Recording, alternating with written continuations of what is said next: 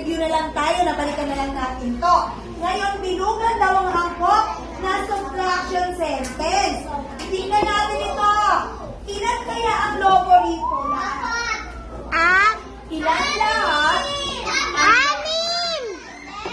Sigurado tayong apat ang ano lang dyan, lobo? Okay. Pag sumigaw.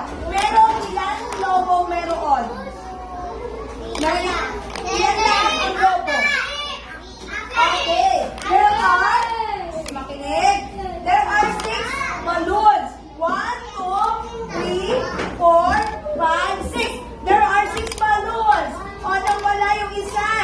The 2 balloons. Anong nangyari sa 2 balloons? Pumutok. Ilan kaya ang natira? Okay. What is the subtraction, the correct subtraction sentence? Dito. 6 minus 4 equals 2 or 6 minus 2 equals 4. Alin kaya dyan? Alin kaya dyan ang tama? Ang uunahin yung tingnan, ilan lahat ang lobo? 6. Ilan ang pumutok? 2.